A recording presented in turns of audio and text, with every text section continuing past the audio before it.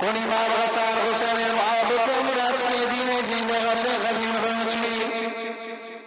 কোন ইমাম হোসেনকে কারবালার ময়দানে শহীদ করা হয়েছে।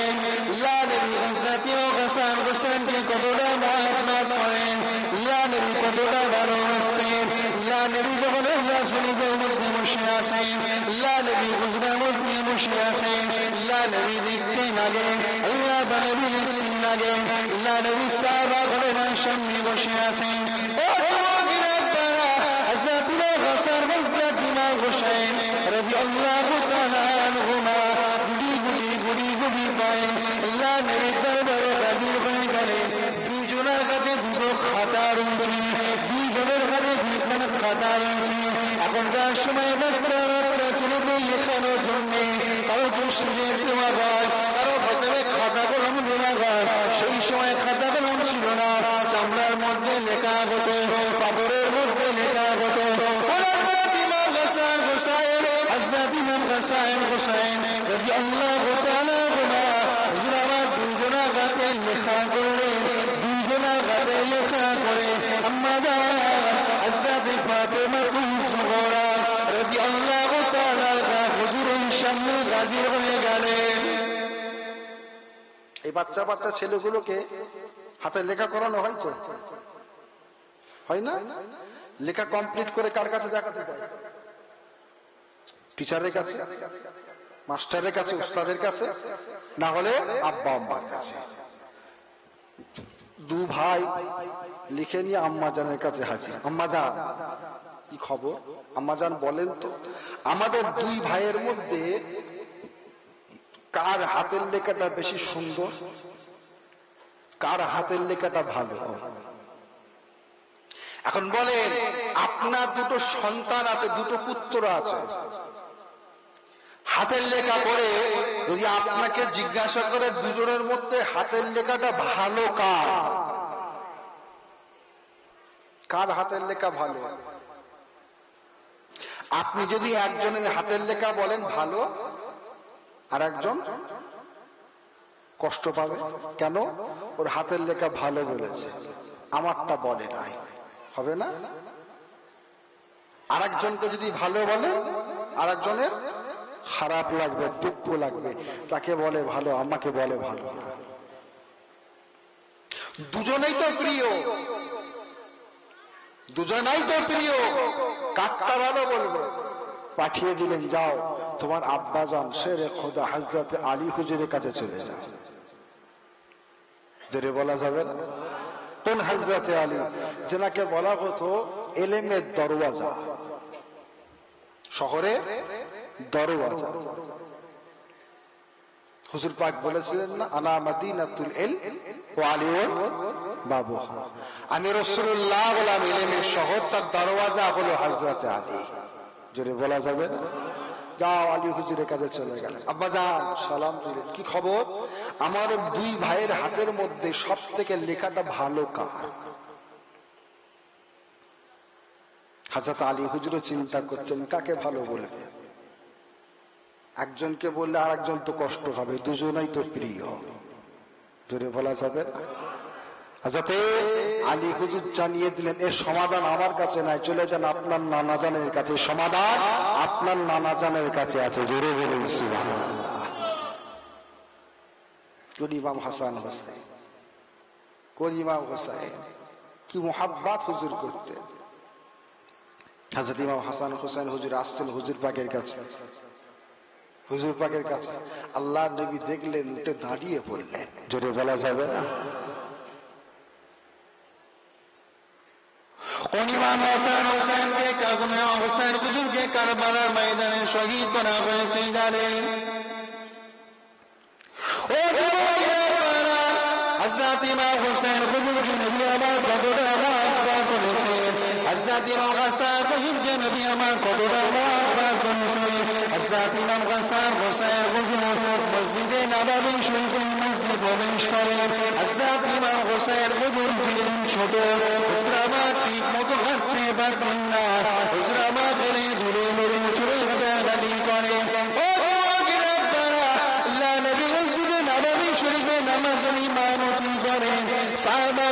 নামাজের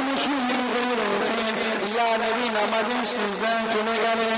হযরত ইমাম হাসান হযরত ইমাম হুসাইন রাদিয়াল্লাহু তাআলা আনহু আল্লাহ নবী পিঠ মুবারক আল্লাহ নবী চুল মুবারক সুন্দর করে আল্লাহ নবীর পিঠ মুবারক উপরে বসে খেলাধুলা করে। আল্লাহ নবী সিজদার মধ্যে নবী আমার সিজদার তো মুস্তাহিল হয়েছে, নবী আমার সিজদা থেকে মাথা তোলেন না।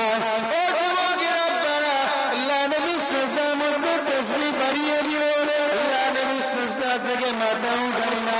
সাহাবা হুজুরা নামাজের সিজদার মধ্যে চিন্তা করতে লাগলেন, আল্লাহ নবী তো এতদিন লম্বা করে সিজদা করেন না। আল্লাহ নবী যখন জামাতে ইমামতি করতে লাগলেন, নবী আমার তো কোনদিন এত লম্বা সিজদা করেন না। আজকে হুজুর পাকে কি এমন হলো, হুজুর আমার এত লম্বা কেন সিজদার মধ্যে দাঁড়িয়ে তাদের মক্কার চারিদিকে মদিনার চারিদিকে হুজুর পাকের দুশমন তাদের সাহাবাদের মধ্যে কেউ বেশ করে সাহাবাদের মধ্যে সাহাবাদের দল করে মসজিদের মধ্যে বসেছিল, হুজুরকে হয়তো আঘাত করেছে। আল্লাহ নবীর একজন সাহাবা সিজদা থেকে হালকা করে মাথা তুলে দিয়ে চোখটা খুলে দেখে আল্লাহ নবী সাহাবা আল্লাহ নবী জাতীয় আল্লাহ নবী পরিষ্কার টুকরা দিয়ে নিতেন।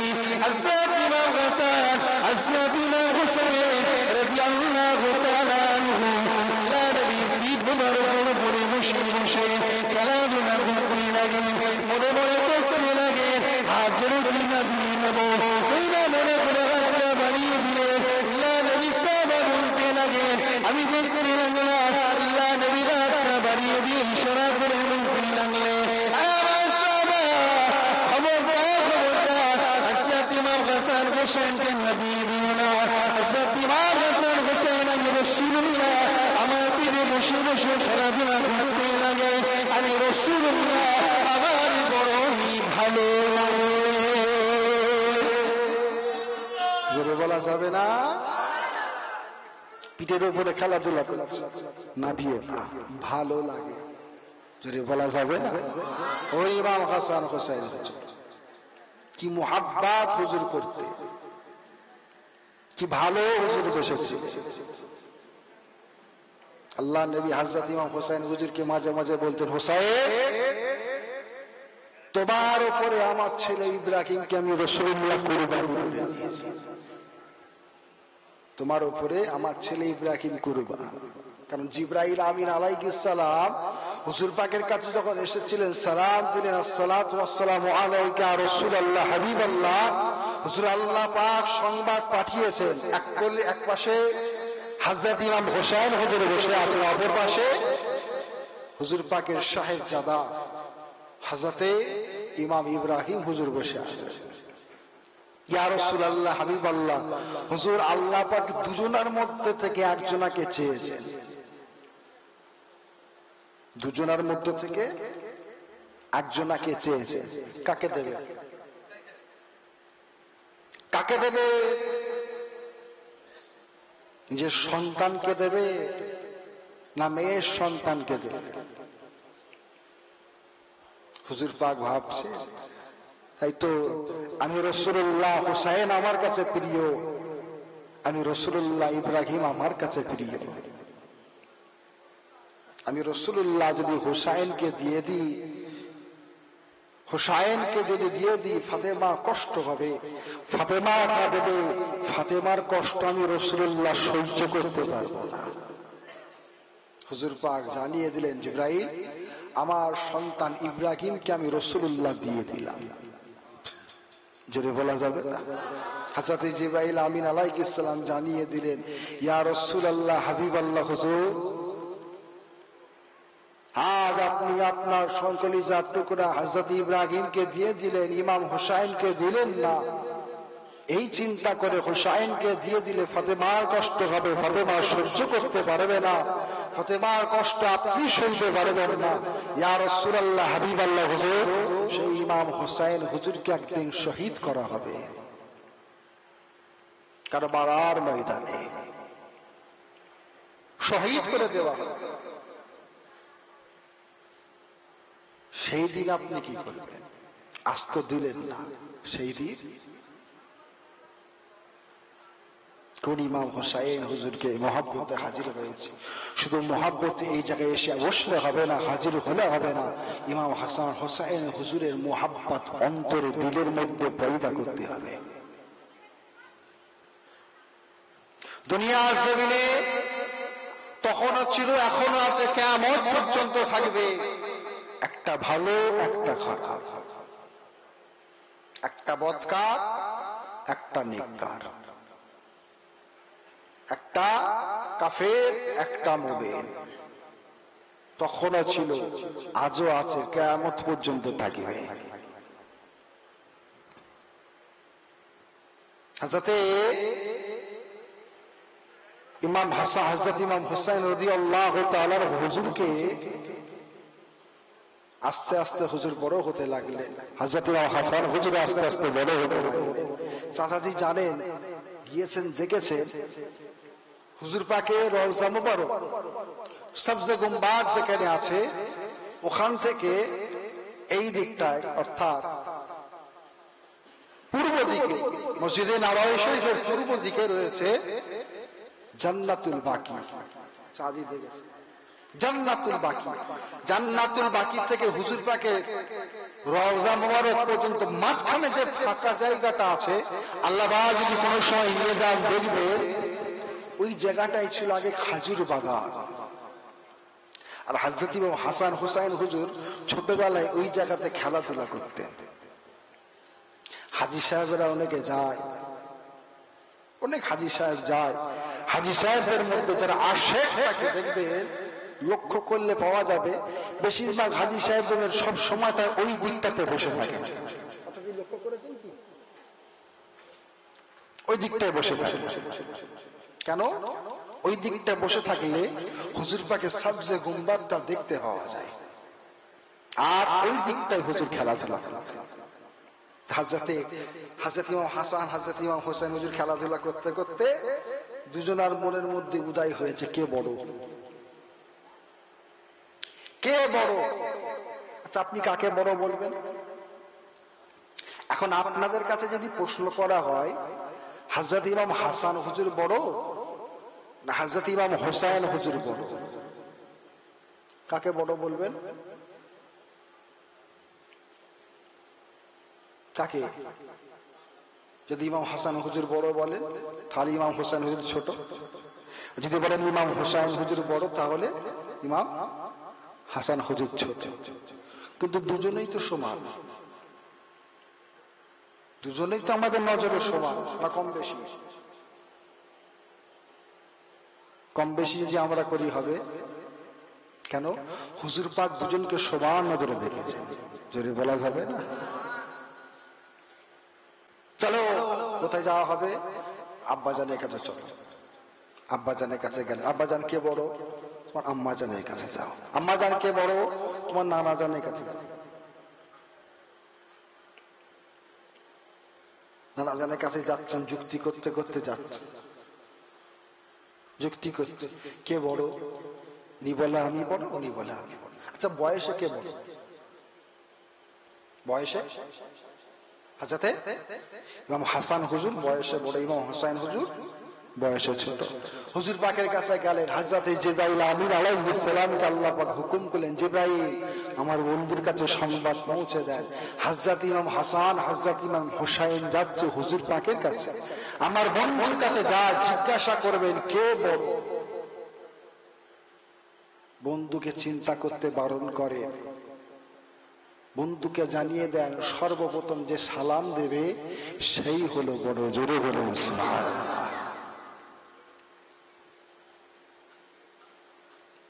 ইমাম হাসান হোসেন হুজুর শুধু হুজুর পাক মোহাব্বত করেছেন, শুধু হুজুর পাক না, ফেরেশতাগণেরাও মোহাব্বত করেছেন। যদি বলা যাবে, হযরত আম্মা জান ফাতেমা যুহরা রাদিয়াল্লাহু তাআলা হুজুর দেখছেন আল্লাহ নবী দো জাহানের বাদশা হযরত ফাতেমা যুহরা রাদিয়াল্লাহু তাআলা হুজুরের বাড়ি মোবারকে রয়েছে। হুজুর রান্নার কাজে ব্যস্ত আছে। হুজুর দেখছে আল্লাহ নবী হযরত ইমাম হাসান, হযরত ইমাম হোসেন হুজুরকে বললেন তোমরা দু ভাই কুস্তি করো। কুস্তি করো। তো হুজুর বলছেন আমি পর্দাটা সরিয়ে একটু দেখলাম, দিন দুনিয়ার বাদশা, দো জাহানের বাদশা, রাহমাতুল আলামিন হুজুর আমার হযরত ইমাম হাসান রাদিয়াল্লাহু তাআলা হুজুরের পক্ষ নিয়েছেন। হুজুর পাক ইমাম হাসান হুজুরকে বলে বলে দিচ্ছেন, হাসান এইভাবে এইভাবে এইভাবে বলে বলে শিখিয়ে শিখিয়ে দিচ্ছেন। আম্মাজান ফাতেমাতু জোহরা জিজ্ঞাসা করলেন, আব্বাজান ফ্যামিলির মানুষেরা সর্বত ছোটদের সাইডটাই নেয়, বাড়ির ছোটরা তো খুব আদরের হয়, তাই তো নাকি? বাড়ির ছোটরা আদরের হয়, তারা তো ছোটর দিকটা লাই সাপোর্ট করে, আপনি বড়কে করছেন। আব্বাজান আপনি একজনের পক্ষ নিচ্ছেন আর একজনের পক্ষ নিচ্ছেন না, একজনকে শিখাচ্ছেন আর একজনকে শিখাচ্ছেন না। আল্লাহর নবী জানিয়ে দিলেন, ফাতেমা আমি রাসূলুল্লাহ যা জানি আপনি তা জানেন না, আমি রাসূলুল্লাহ যা দেখি আপনি তা দেখতে পান না।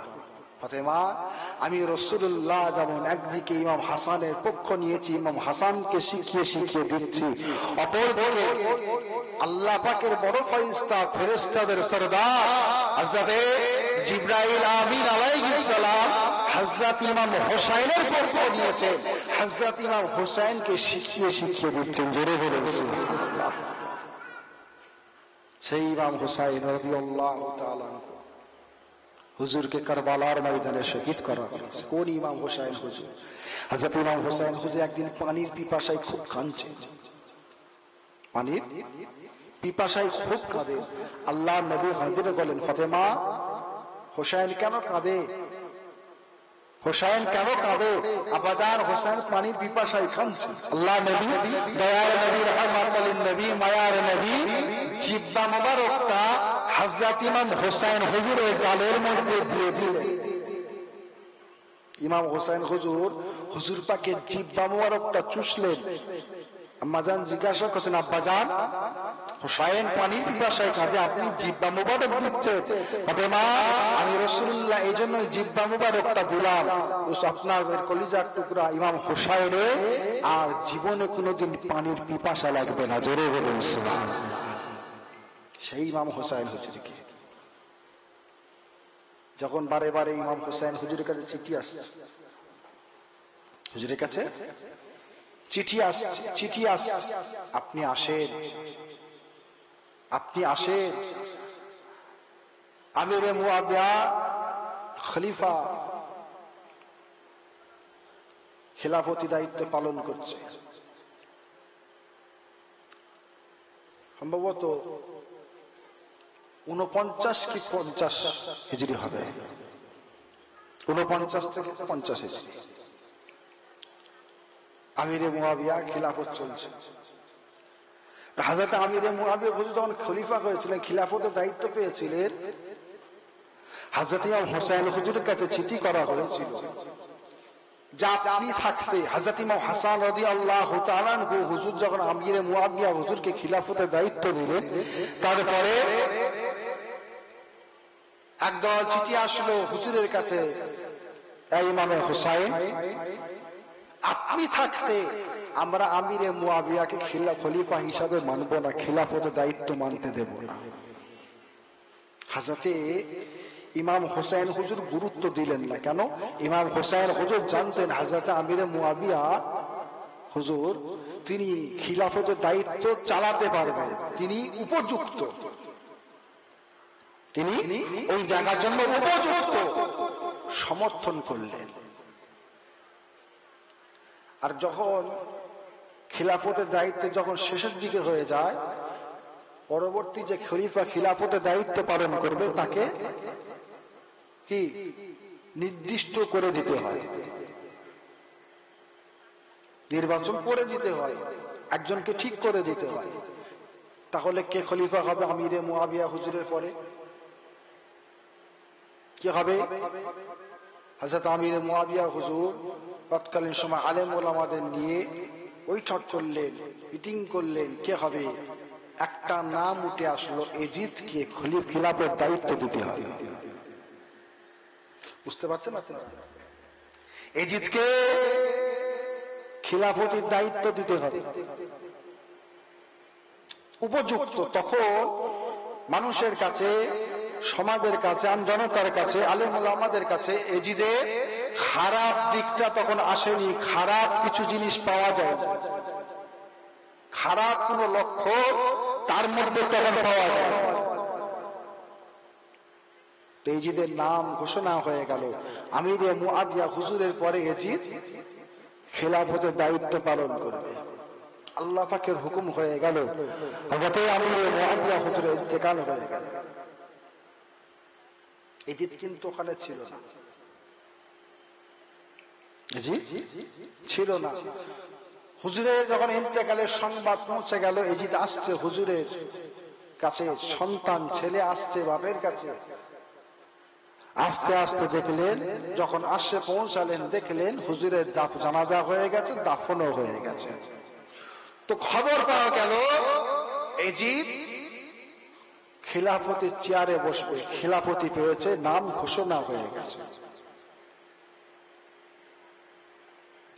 এজিদ যখন খিলাফতের দায়িত্ব পেল, তখন চিঠি আসছে হযরত ইমাম হোসাইন হুজুরের কাছে, হুজুর আপনি আমাদের দেশে আসেন, আমাদের শহরে আসেন, কুফারে আসেন, আমরা আপনার বায়াত গ্রহণ করিব।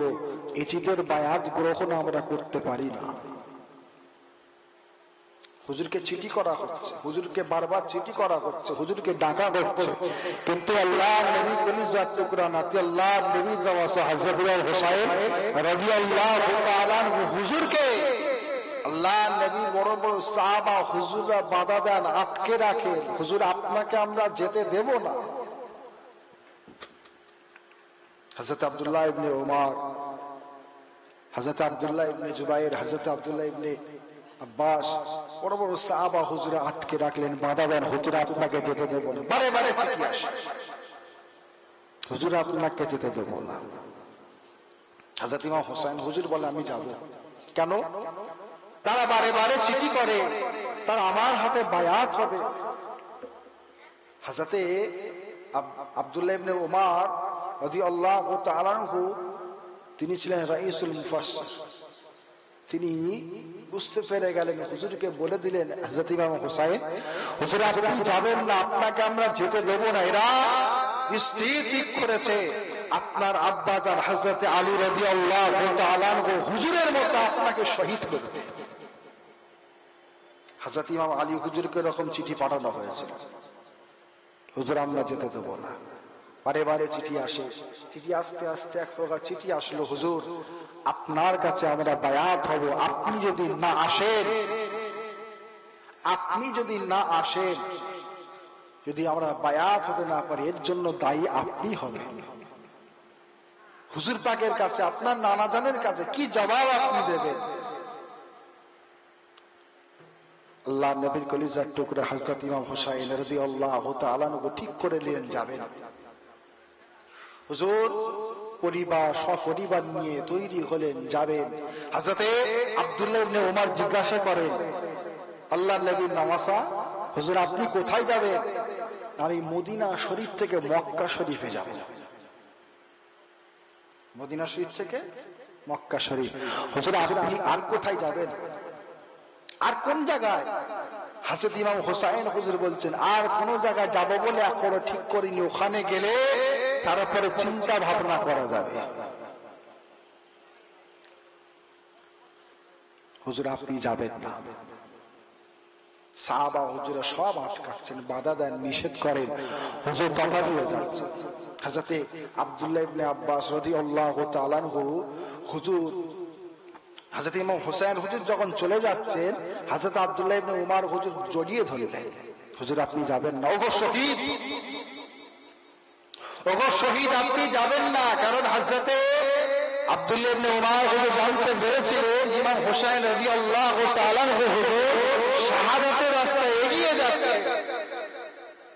বুঝতে পেরে গিয়েছিলেন, ডাকলেন ওগো শহীদ আপনি যাবেন না।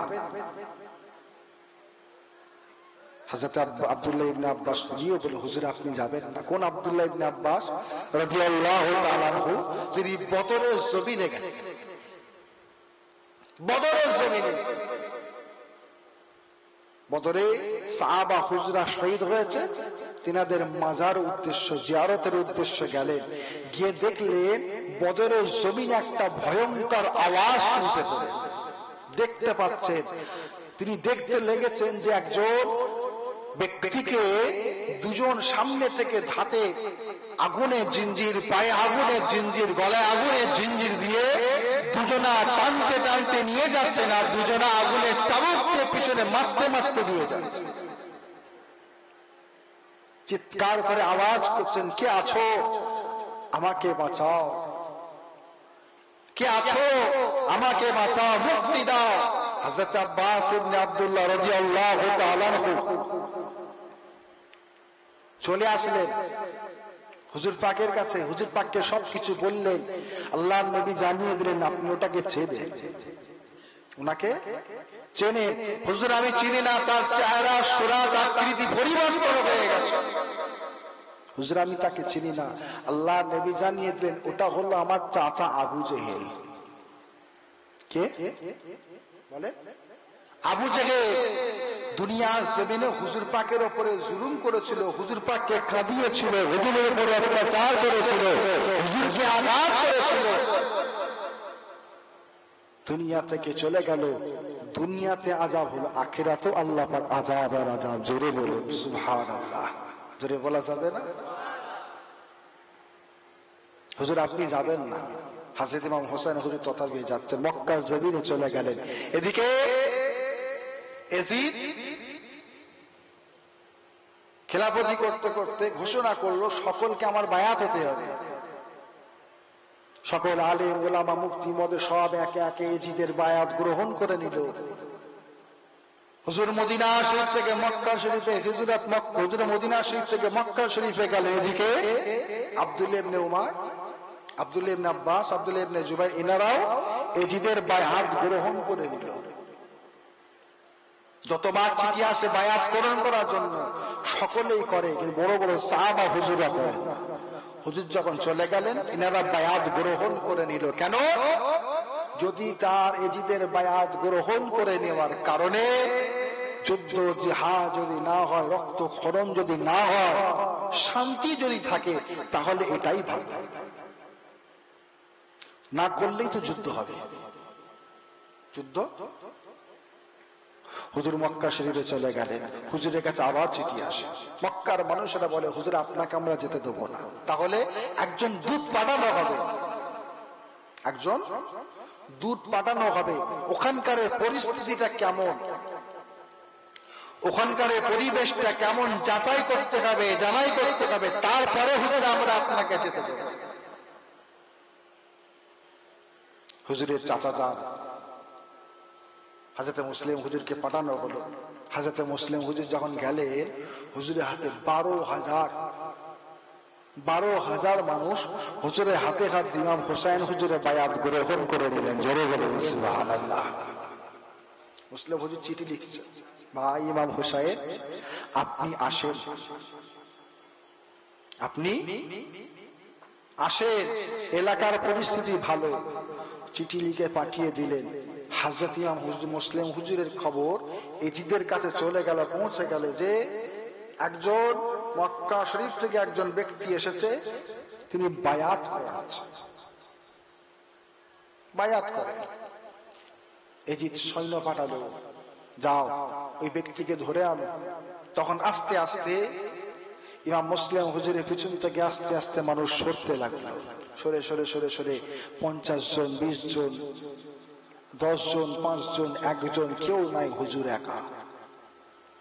সব হযরত ইমাম মুসলিম হুজুর বুঝতে পারলেন যে এখানে ইয়াজিদের বায়াত গ্রহণ সকলেই করে নিয়েছে, সকলেই ইয়াজিদকে মেনে নিয়েছে। তাহলে ইমাম হোসেন হুজুরকে ডাকা হয়েছে ইমাম হোসেন হুজুরকে কতল শহীদ করার জন্য। চিঠি পৌঁছে গেল, ইমাম মুসলিম হুজুরকে শহীদ করে দেওয়া হলো। হুজুর চলে আসলেন, হযরত ইমাম হোসেন হুজুর চলে আসলেন। হযরতে উমর ইবনে সাদ রাদিয়াল্লাহু তাআলা আনহু হযরত ইমাম হুসাইন হুজুরকে বাধা দিলেন, ঢুকতে দেবে না, প্রবেশ করতে দেবে না। কেন? হুজুর আসলেই তো হুজুরকে শহীদ করা হবে, আসলেই শহীদ করা হবে। হযরত ইমাম হুসাইন হুজুর যাতে শহীদ না হয়, আল্লাহ নবীর নামাজের সঙ্গে যদি কেউ বিয়াদবি না করতে পারে, সেই জন্য হুজুর বাধা দিলেন, হুজুর আপনি প্রবেশ করবেন না, আপনি ফিরে যান, আপনি চলে যান। হযরত ইমাম হুসাইন হুজুর বুঝতে পারলেন এখানে এজিদের বায়াত সকলেই গ্রহণ করে নিয়েছে, এখানে এজিদের প্রভাব বেশি। তো হুজুর বললেন আমি এসেছি, আমি হুসাইন যাব, একটু এজিদের সঙ্গে দেখা করতে যাব, এজিদের সঙ্গে দেখা করতে যাব। তখন গভর্নরে বসে আছে কে? আব্দুল্লাহ বিন জিয়াদ বসে আছে। আর আব্দুল্লাহ ইবনে জিয়াদ ঘোষণা করেছে হযরত ইমাম হুসাইন হুজুরকে গ্রেফতার করতে হবে, ধরে নিয়ে আসতে হবে। এজিদ ঘোষণা করেছে ইমাম হুসাইনকে ধরে আনতে হবে। যখন খবর চলে গেল, তারপরেও যখন ইমাম হুসাইন হুজুরের কাছে খবর আসলো যে আপনাকে ধরে নিয়ে যেতে হবে, আপনাকে গ্রেফতার করা হবে, ইমাম হুসাইন হুজুর তখন 3টে শর্ত দিলেন। কটা বলেন? 3টে শর্ত দিলেন। কি কি? 1 নাম্বার, আমাকে এজিদের কাছে নিয়ে চলো, এজিদের সঙ্গে কথা বলবো। 2 নাম্বার, আমাকে মক্কা জমিনে ফিরে যেতে দাও। 3 নাম্বার, আমাকে কোনো একটা মুসলিম দেশ, মুসলিম কান্ট্রিতে নিয়ে গিয়ে দাও, আমি সেখানে গিয়ে সাধারণ মুসলিমদের মতো জীবন যাপন করব। 3টে শর্ত দিলেন। আর আব্দুল্লাহ ইবনে জিয়াদ খুব কড়া ধরনের মানুষ, গভর্নর খুব কড়া ধরনের মানুষ। যখন 3টে হুজুরের যখন শর্ত শুনলে তার দিলটাও একটু নরম হয়ে গেল। তাই তো তিনি যদি চলে যেতে চায় চলে যাক, বা এজিদের সঙ্গে কথা বলতে চায় কথা বলুক, যদি বায়াত হয় হয়ে যাক, তাহলে তো যুদ্ধ হবে না, জিহাদ হবে না, রক্তাক্ত হবে না, খুন ঝরবে না, তো ভালো জিনিস, ভালো সংবাদ। কিন্তু তাদের মধ্যে একটা শয়তান ছিল, কি নাম বলেন তো? জানেন আপনারা কি নাম? সিমার, শয়তানের চালা। আব্দুল্লাহ ইবনে জিয়াদকে না, হুসাইনকে এজিদের সামনে নিয়ে যাওয়া যাবে না, এখান থেকে ছাড়া যাবে না। শিকার যদি সামনে একবার আসে, সে শিকার যদি হাতছাড়া হয়ে যায়, দ্বিতীয়বার কোনোদিন সুযোগ পাবেন না। এসেছে, আমরা যুদ্ধ করব, শহীদ করব, কতল করব, কতল করা হবে, ইমাম হুসাইন হুজুরকে শহীদ করা হবে। আব্দুল্লাহ ইবনে জিয়াদ সংবাদ পাঠালো, খবর ছড়িয়ে দিল, যাও ইমাম হুসাইনকে যেখানে আছে ধরে নিয়ে আসো। অনেক ইতিহাস। হযরত ইমাম হুসাইন হুজুর গেলেন, তাবুল লাগাতে হুকুম করলেন, তাবু লাগানো হলো। সেই রাতটা হলো আশুরার রাত, মুহররমের 10 তারিখের রাত, আশুরার রাত। হুজুর তাবু লাগালেন, হুজুর সাথী সঙ্গীদের আওয়াজ দিলেন, জানিয়ে দিলেন, তো আপনারা, আমি হুসাইন, তারা আমি হুসাইনের সঙ্গে যুদ্ধ করবে, তারা আমি হুসাইনকে কষ্ট দেবে, তারা আমি হুসাইনকে শহীদ করবে, তারা আমি হুসাইনকে জানে মেরে দেবে, আপনাদের কিছু বলবে না, আপনারা আমি হুসাইনকে এখানে একা রেখে যে যার বাড়ি ফিরে চলে যান, চলে যান। হযরত ইমাম হুসাইন হুজুর তখন তো এরকম লাইট ফাইট ছিল না, হুজুর এলাকাটা অন্ধকার করে দিলেন, ঘিরে দিলেন, চাদর ঢেকে দিলেন। কেন? আলো জ্বলে, আলোতে লজ্জায় মুখ দেখাতে পারবে না, লুকাতে পারবে না, চলে যাবে, লজ্জায় মুখ দেখাতে পারবে না। হুজুর বন্ধ করে দিলেন, আপনারা চলে যান। হুজুর বেশ কিছুক্ষণ পরে আলো জ্বালিয়ে দেখতে পেলেন একটা মানুষ ওই জায়গা থেকে কেউ লড়ে নাই। জোরে বলেন সুবহানাল্লাহ। আপনারা যান, বদলা তারানি হুসাইন আমার সঙ্গে নেবে, আপনারা চলে যান। ও আল্লাহর নবীর নওয়াসা, ও হযরত ইমাম হুসাইন রাদিয়াল্লাহু তাআলা আনহু, হুজুর আপনাকে ছেড়ে আমরা যদি চলে যাই কিয়ামতের ময়দানে বিচারের দিনে আমরা হুজুর পাকের সামনে কি মুখ নিয়ে দাঁড়াবো?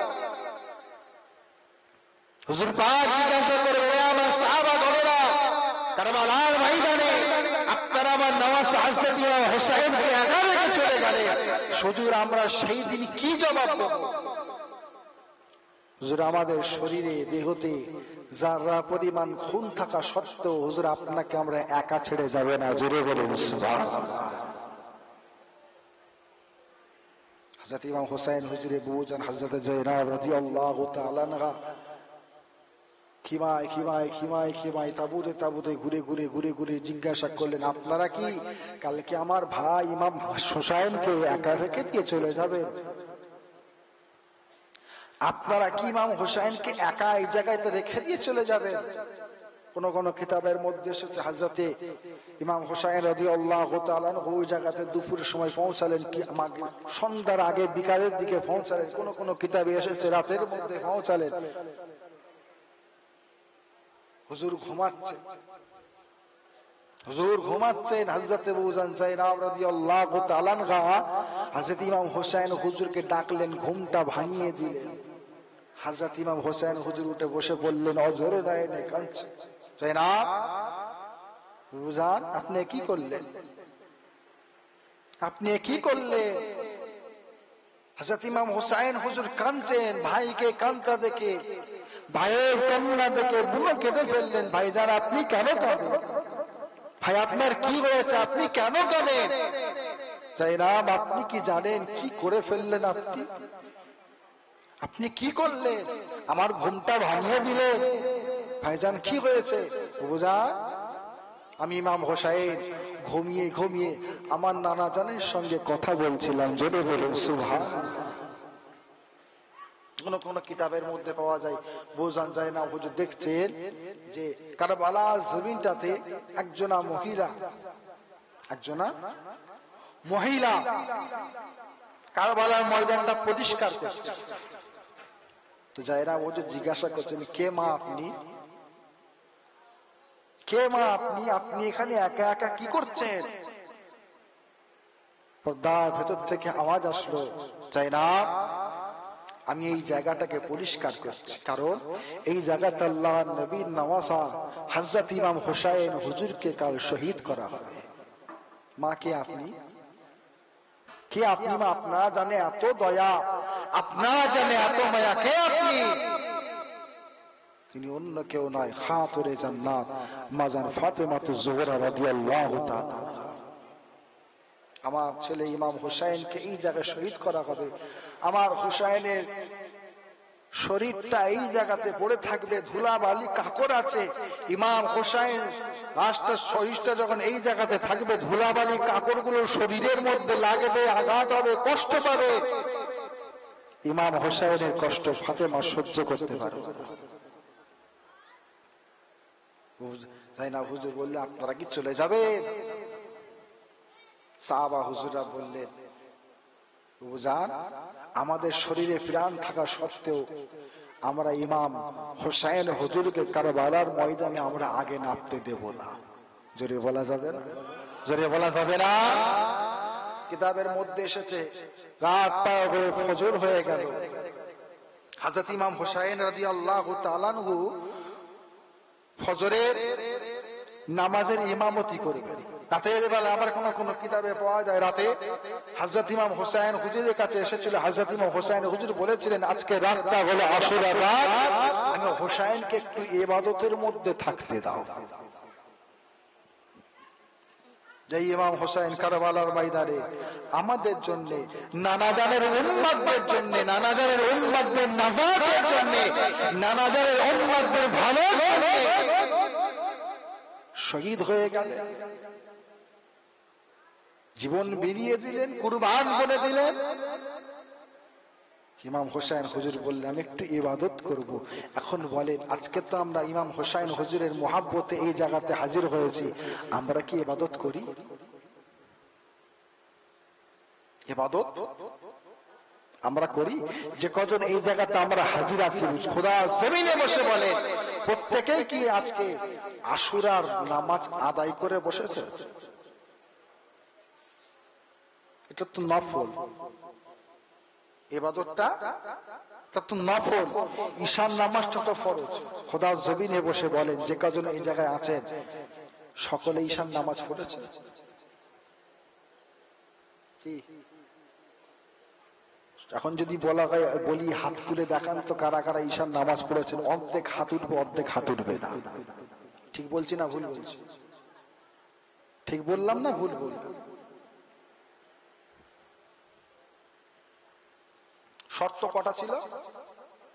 3টে। তো হযরতে ইমাম হুসাইন হুজুর ফজরের নামাজের ইমামতি করছে। কিতাবের মধ্যে পাওয়া যায় যারা ইমাম হুসাইন হুজুরকে শহীদ করার জন্য এসেছেন, যারা ইমাম হুসাইন হুজুরের সঙ্গে যুদ্ধ করবে, ইমাম হুসাইন হুজুরের বিরোধী যারা, তারাও ওই ইমাম হুসাইন হুজুরের পেছনে নামাজ আদায় করেছিলেন। জোরে বলা যাবে না? জোরে হবে না?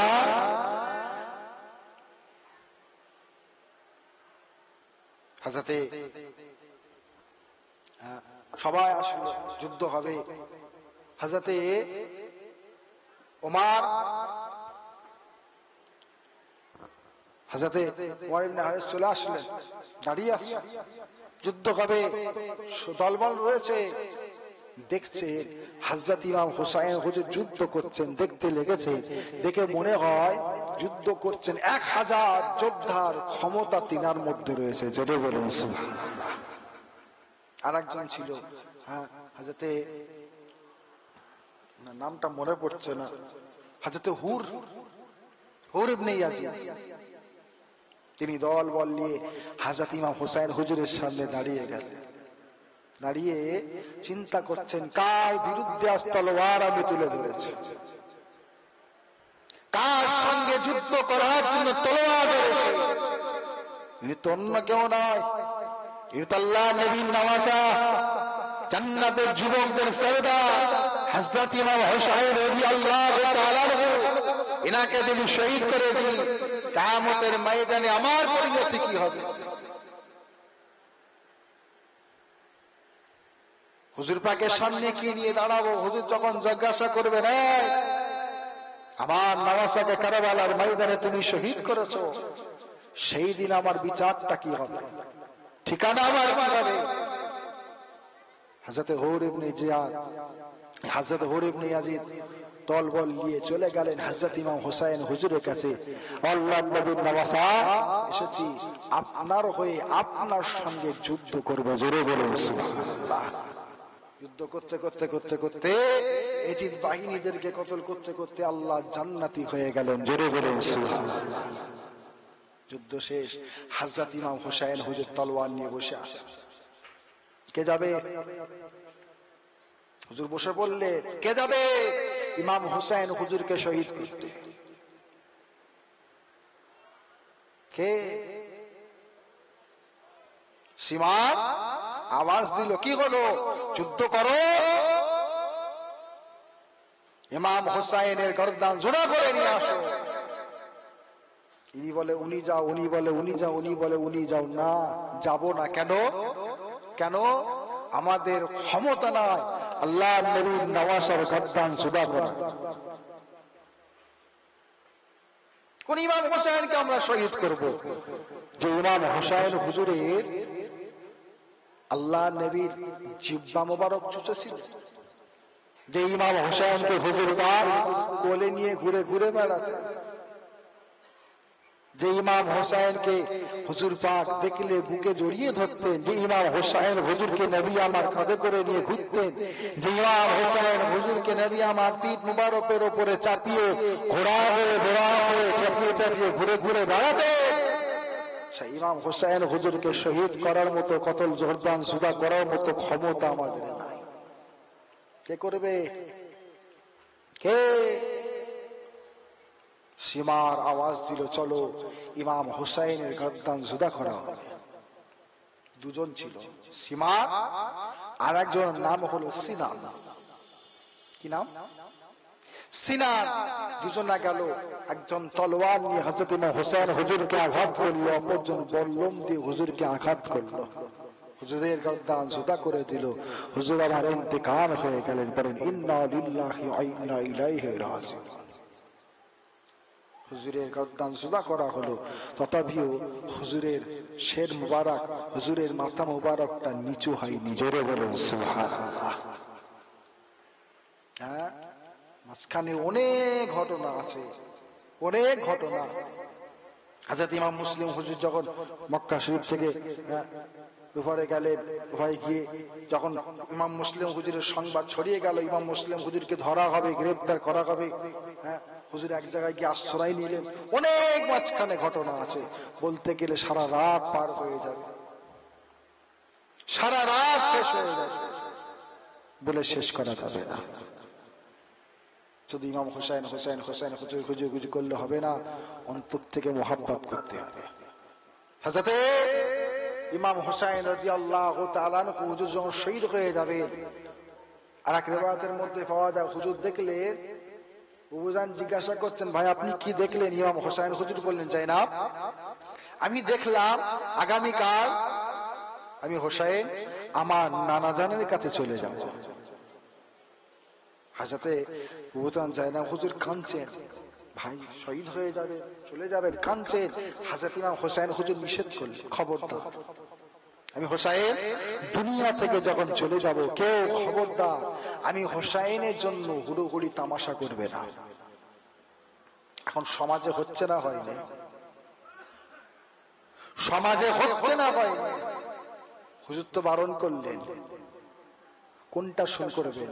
হুজুরের বারণটা শুনবেন না যেটা সমাজে এখন হচ্ছে সেটা করবেন? ওই বেরোয় না, কালকেই তো বেরোবে, কালকেই অনেক জায়গায় বেরোবে, তলোয়ার নিয়ে পিঠে দাঁড়াম দাঁড়াম করে মারবে। কি বলে ওটাকে? এটা কি এইভাবে তলোয়ার নিয়ে নিজের শরীরকে আঘাত করা, নিজের শরীরটাকে কষ্ট দেওয়া, এটা কি ইমাম হোসেন হুজুরের মহব্বত হতে পারে? বলে বেরোয় না, তলোয়ার নিয়ে পিঠে মারে, ইয়া হোসেন, হাই হোসেন, হাই হোসেন। এটা কি মহব্বত হতে পারে? আরে নিজের শরীরকে কষ্ট দিয়ে ইবাদত করা যাবে না। ইবাদত কার? ইবাদত আমরা করি কার জন্য? ইবাদত করতে বলেছেন কে? বলেন, আল্লাহ পাক বলেছেন নিজের শরীরকে কষ্ট দিয়ে ইবাদত করা যাবে না। আর শরীরকে কষ্ট দিলে হোসেন হুজুরের মহব্বত পাওয়া যাবে? আল্লাহ আমাদের হেফাজত করেন, বলুন আল্লাহুম্মা আমিন। আল্লাহ আমাদের এই দিক থেকে হেদায়েত করেন, বলুন আল্লাহুম্মা আমিন। আল্লাহ পাক আমাদের সকলের অন্তরে মহব্বতে ইমাম হোসেন হুজুরের মহব্বত, ইমাম হাসান হোসেন হুজুরের মহব্বত, আহলে বায়াতের মহব্বত আল্লাহ পয়দা করে দেন, বলুন আল্লাহুম্মা আমিন। জোরে বলেন আল্লাহুম্মা আমিন। দরুদ শরীফ